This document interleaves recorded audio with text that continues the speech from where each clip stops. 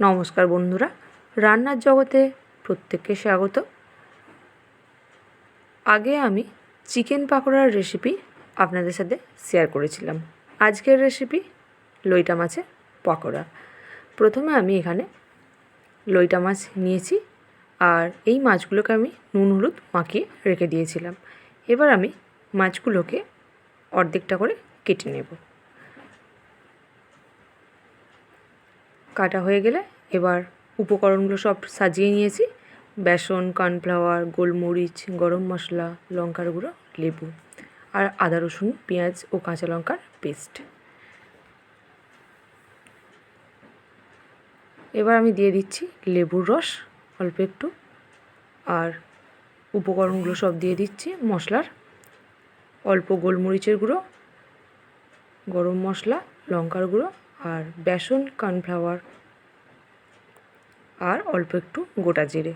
সব কিছু ভালো করে মিশিয়ে আমি দিয়ে দেবো আদা রসুন পেঁয়াজ ও কাঁচা লঙ্কা বাটা। যেহেতু আমি আগে থেকে নুন হলুদ মাখিয়ে রেখেছিলাম, তাই আর নুন দিলাম না। এবার এটা মেখে আমি 30 মিনিট ঢাকা দিয়ে রেখে দিচ্ছি। 30 মিনিট পর ফিরে এলাম। এবার কড়াইতে সাদা তেল ও অল্প একটু সর্ষের তেল দিলাম। সাদা তেল সর্ষের তেল দুটো মিশিয়ে দিলে টেস্ট ভালো হয়। এবার আমি দিয়ে দেবো অল্প একটু খাবার সোডা, যাতে পাকোড়াগুলো একটু মুচমুচে হয়। এবার আমি এগুলো সব ভেজে নিচ্ছি। যেহেতু লইটে মাছ খুবই নরম, তাই আঁচ কমিয়ে ভাজার দরকার নাই। মিডিয়াম টু হাই আঁচে আমি এগুলো ভেজে নিচ্ছি। ভেজে তুলে নিলাম।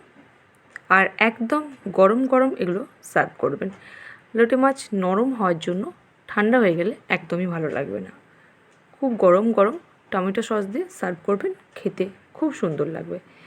এবার আমি বাকিগুলো ভেজে নিলাম।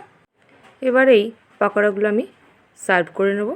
আমি এখানে টমেটো সস দিয়ে সার্ভ করেছিলাম, আপনারা চাইলে কাসুন্দি দিয়েও সার্ভ করতে পারেন। তো বন্ধুরা, এই ছিল আজকের রেসিপি। আমার রেসিপি কেমন লাগলো অবশ্যই কমেন্ট করে জানাবেন। আর আমার চ্যানেলে নতুন বন্ধু হয়ে থাকলে চ্যানেলটা সাবস্ক্রাইব করে পাশে থাকবেন। প্রত্যেককে ধন্যবাদ। প্রত্যেকে ভালো থাকবেন, সুস্থ থাকবেন।